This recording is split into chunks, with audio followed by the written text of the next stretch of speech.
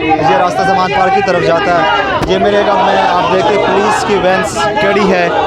यहाँ पे बड़ी तादाद में कारकुनान मौजूद हैं। इनसे बात करेंगे इनके क्या मुतालबात हैं।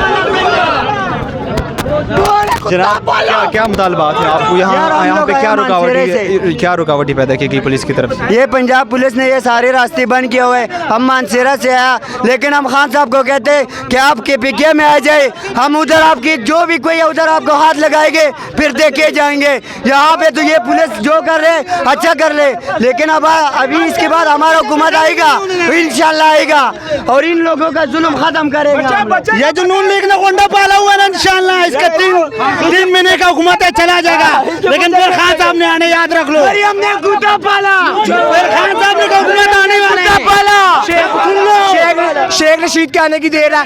इंशाल्लाह इनकी मूंछों के दाढ़ी नंगा करके सड़क पर लाएगा शेख रशीद वजीर दाखिला। मैं मौत से डरता हूँ, मैं बिलाल का बदला हमने जरूर लेने। ये जो निगरान हुकूमत है ना, इनसे हमने बदला लेने, क्योंकि हमारा बिलाल इसने शहीद कर दिया। इन लोगों ने हमारे ऊपर जुल्म किया, लेकिन हम इन जुल्म के खिलाफ आखिरी सांस तक लड़े। खान साहब के साथ जंग के लिए हम बिल्कुल तैयार है।